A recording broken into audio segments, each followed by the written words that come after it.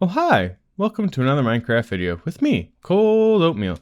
Now today we are back in the flooded city here. Now last time we built up this little area here on top of our first skyscraper, and I'm still pretty happy with the way it's turned out and the way that it kind of just organically has been built up here in sort of this makeshift manner. And today I want to move over just to this building here. I'm going to take this building and topple it over kind of where this red wool outline is. Going to get rid of this and knock it over. You can see kind of down here in the bottom how it's knocked over.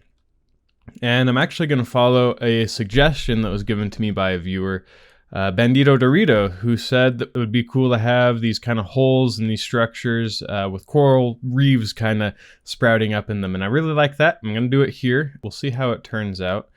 But yeah, first things first, I've got to kind of delete this and rebuild it knocked over in this kind of new formation. All right, one cataclysmic event later, and we have a toppled skyscraper now, or at least the featureless shell of one. And I can't decide how I feel about it just yet. I think I need to detail the whole thing out a little bit more. But one thing that is kind of bothering me, it like physically, like from a physics standpoint, doesn't really make sense just yet. Because you can see this is fallen over and it's hit into the side of this building and it's kind of barely dented it. And it's just caught it on the corner, as you can see here. And if this were to happen, the whole thing would sort of twist and slide, and then it would fall over here rather than just staying put there. And so I don't think I'm going to do this today, but in the future I'm going to have to come up with some sort of reason why this stayed put in the way that it is here. Maybe build another shorter building here that it has totally crushed into, but that would have stopped it from rotating and sliding past. Something like that. But I don't know, I think it does add quite a bit of interest and dynamic nature to this area, which I'm excited for. So I think the next thing I gotta do, I gotta pick a block palette. I'm thinking kind of going with stone color, some grays. Maybe, we'll see, maybe sandstone would work. Either sandstone or just regular stone maybe. But this is the area that I'm excited for. I want to build kind of a coral reef in this opening here that is kind of eaten away at the walls and on the insides and have some nice organic living coral structures in here. And I think that'll be really cool, add a little bit of add some growth to the area and make it feel like nature is kind of reclaiming parts of this flooded city here. Anywho, I'm gonna get started with that and I will bring you back when I have something to show you. So I decided to go with this light gray terracotta. I think it really just goes nicely with this other building over here while setting itself apart. It kind of has this nice contrast without being too different. And just because they're touching, I felt like they needed to blend all right. Most of the other buildings won't need to be so cohesive, I guess. Anywho, down here I have made some progress. I have kind of a floor put in with a floor plan, and it's been torn up, and so parts of the ceiling or parts of the walls are still attached to the ceiling. I got the ceiling in. And I think this will be a good starting point for our coral reef over here. I don't want to put too much detail in because most of it is just going to be kind of eaten up by the coral. But this does give you a good idea of how the floor plans and all the upper stories are going to work. I decided to go with another residential housing area. We got a little central staircase and elevator.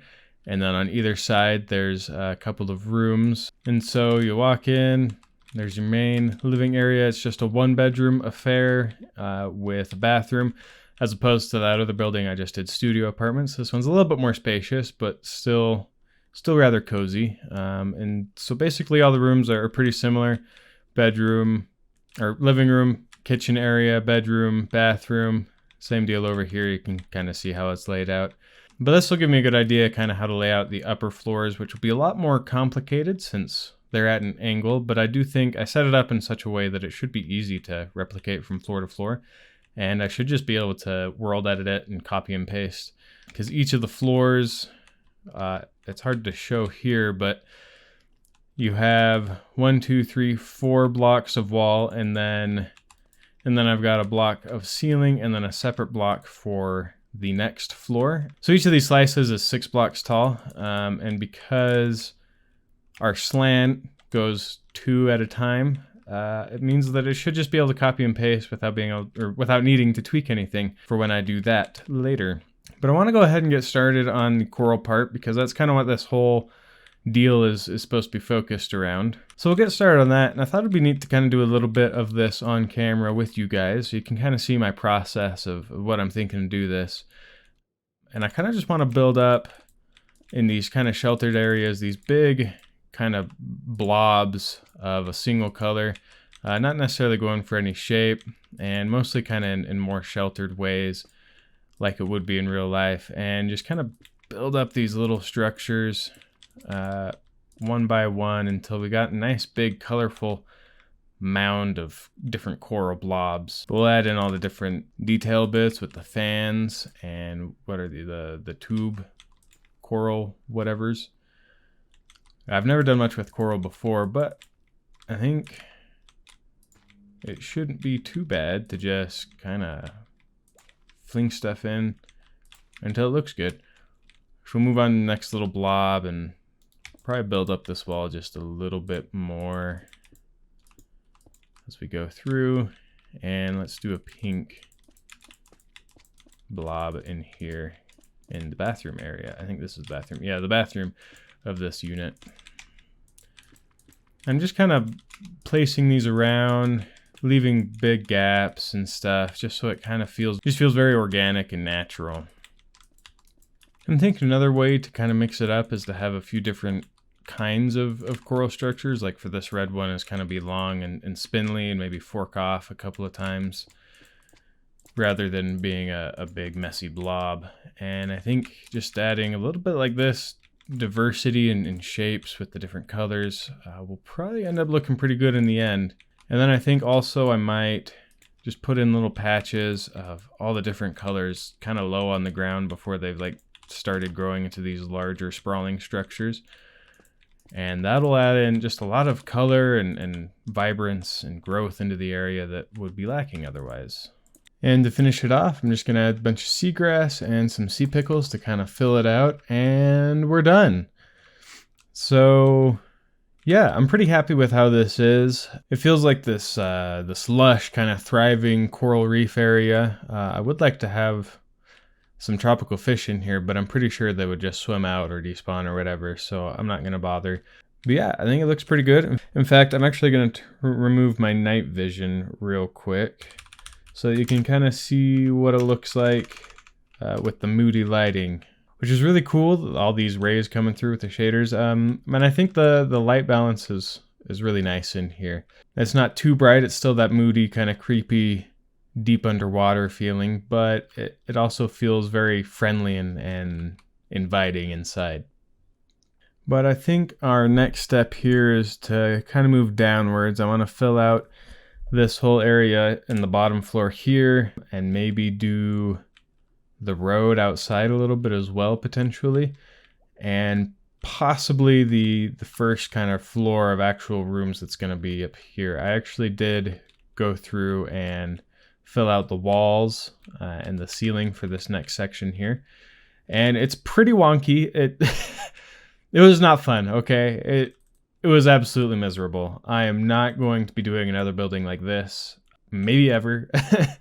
I don't know, but the angles and everything being tilted, super wonky. It's really hard to line everything up and get it to be correct. In fact, the way the floor is on the top or in the next floor up there is double thick in a few sections, so it's 3 blocks right here, I think. Let me fill this in with water so we can see. Yeah, 3 blocks thick right here. That's just the only way I could get the floor to line up in the right spots. Yeah, we'll see. So while I was recording this video in the middle of it, I updated my Minecraft version to 1.18, and World Edit has not been updated at the current time, which means I can't really do a ton in the skyscraper. I can do the first floor and this floor here, and that's about it until World Edit updates, and then I can just copy and paste this floor all the way up to the rest of the building. Anywho, let's get started on this first floor here, and I'm kind of thinking that this first floor is actually going to be apartments as well. I imagine that because it's so close and kind of shares the same plot with this building over here. All the offices for this building, like the management and stuff, would be in here, and perhaps they built a newer building, plopped it over here, and so all the management and stuff could still be in this building here.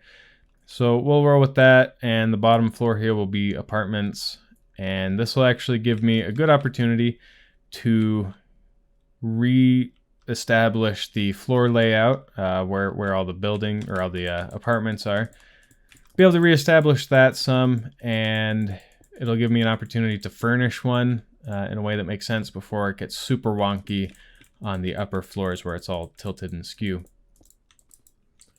Well, I've been working on the road a little bit, and I think I like this design. I actually have gone through a few iterations of the street. I started kind of with a design like this with the black stone and the basalt, and it was really messy.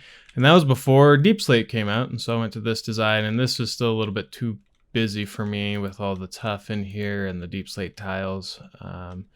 Just a little bit too much variety, I thought, and so I think I decided I like just a Deep Slate and the cobbled Deep Slate mixture here with just a little bit, let's see, yeah, smooth basalt mixed in a little bit, and even the Deep Slate color, and it makes it nice and a little bit smoother, I think. Looks a little bit more like road. Let me know what you think. But I've also gone and done part of the first floor here, and I know, I lied. I changed my mind. I decided that it didn't really like the idea of having apartments on the first floor here, because people walking down the street could just like see into your apartment. So I made a little gym on this side here. It's okay.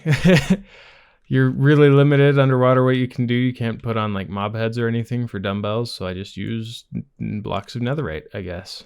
Yeah, the other side here, I haven't done anything there yet. But I do think that this is all I'm going to be able to do for this episode. I'm working on a few other things right now, and I'm going to get that done.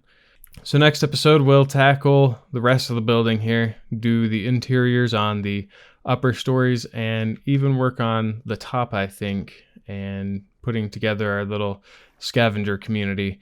I guess it's an extension to it because this... it connects, and so I'll have to figure out what I want to do here. I guess probably more houses and maybe some small gardens as well, so they can have some food locally. And I'm gonna have to fix this dock here as well, since it kind of got munched up and crushed in the toppling of this building. But anyways, thanks so much for watching. This has been Cold Oatmeal, and I'll see you next time.